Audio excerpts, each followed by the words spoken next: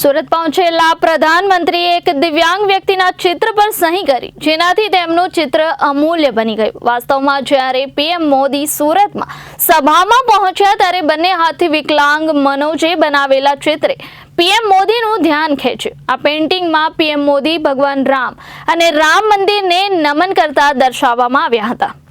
સુરત પહોંચેલા પ્રધાનમંત્રીએ એક દિવ્યાંગ વ્યક્તિના ચિત્ર પર સહી કરી, જેનાથી તેનું ચિત્ર અમૂલ્ય બની ગયું. વાસ્તવમાં જ્યારે પીએમ મોદી સુરતમાં સભામાં પહોંચ્યા ત્યારે બંને હાથી વિકલાંગ મનોજે બનાવેલા ચિત્રે પીએમ મોદીનું ધ્યાન ખેંચ્યું. આ પેઇન્ટિંગમાં પીએમ મોદી ભગવાન રામ અને રામ મંદિરને નમન કરતા દર્શાવવામાં આવ્યા હતા.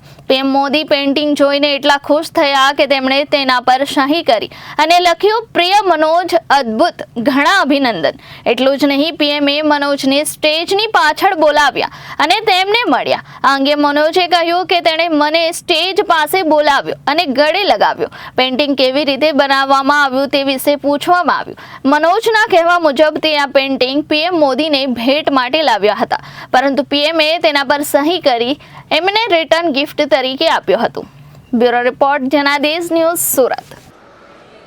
વડાપ્રધાન નરેન્દ્ર મોદી જ્યારે સુરતના પ્રવાસે છે ને, તેમાં ખાસ કરીને જે લિંબાયત વિસ્તારમાં આવેલ નીલગિરી ગ્રાઉન્ડમાં જે રીતે દર્શકોનું અભિવાદન ઝીલતા હતા, અને ત્યારે જે પ્રમાણે એમની નજર પડી અને અદ્ભુત પેઇન્ટિંગ છે અયોધ્યાની અને તેમના નરેન્દ્ર મોદીની પણ દર્શાવવામાં આવે છે અને દિવ્યાંગ વ્યક્તિ બનાવે છે. બંને હાથ નથી છતાં પણ તેઓની કલા અદ્ભુત, અને તેમને દેશના વડાપ્રધાન નરેન્દ્ર મોદી અહીંયા પ્રિય મનોજ, અદ્ભુત, ખૂબ ખૂબ અભિનંદન નરેન્દ્ર મોદી 7-3-25 આ તે રીતની તેમની સિગ્નેચર કરી છે અને એક આ પેઇન્ટિંગને ખૂબ જ તેને બિરદાવી છે. અને સમગ્ર જગ્યાએ જ્યારે લોકોનું અભિવાદન ઝીલતા તેમણે ગાડીમાંથી જ આ મનોજને સહી કરી, ત્યારે તેમની સાથે સીધા વાત કરીશું.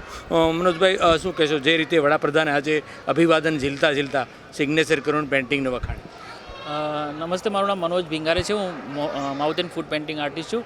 આજે સભામાં જ્યારે અમે આવ્યા અને આ પેઇન્ટિંગ મને આપવાની સાહેબને બહુ ઈચ્છા હતી, અમે આ પેઇન્ટિંગ લઈને ઊભા હતા. સાહેબની નજર જ્યારે પેઇન્ટિંગ ઉપર પડી ત્યારે સાહેબે પેઇન્ટિંગ મંગાવી અને એના ઉપર પ્રિય મનોજ, ખૂબ ખૂબ અભિનંદન એવી રીતે લખીને મને પેઇન્ટિંગ આપ્યું. અને સિક્યુરિટી ગાર્ડને એમને કીધું કે એમને બેક સ્ટેજ ઉપર બોલાવજો, મારે એમને મળવું છે એમ કરીને અમે અહીંયા આવ્યા. ત્યારે સાહેબ આવતાની સાથે જ મારું નામ એમને લીધું અને મને ભેટી પડ્યા અને મારા વિશે બધું એમને પૂછ્યું. મને આ પેઇન્ટિંગ ફરી વખત એમને નિહાળ્યું અને કેટલા દિવસમાં પેઇન્ટિંગ બનાવી એ બધી પૂછીને મને મારા પેઇન્ટિંગને ખૂબ બિરદાવી છે, એટલે મને બહુ ખુશી થઈ છે.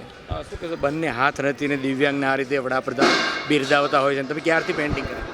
હું લગભગ 15-17 વર્ષથી પેઇન્ટિંગ કરું છું. અને સાહેબ જ્યારે સીએમ હતા ત્યારથી જ દિવ્યાંગો પ્રત્યે એમની ખૂબ સહાનુભૂતિ છે અને એમણે વિકલાંગ જે શબ્દ હતો એને કાઢીને દિવ્યાંગ શબ્દ લાવ્યા છે. તો અમને એક સમાજમાં ખૂબ સારું એવું માન સન્માન મળી રહ્યું છે અને દરેક વ્યક્તિને એ જ જે સાહેબ જે રીતે બિરદાવી રહ્યા છે એ રીતે જ સમાજે પણ બધા દિવ્યાંગોને પેલું કરવું જોઈએ કે એમની મુશ્કેલીઓને ન જોતા એમને કંઈ તક આપશો તો એ જરૂર બધા દિવ્યાંગો આગળ વધશે.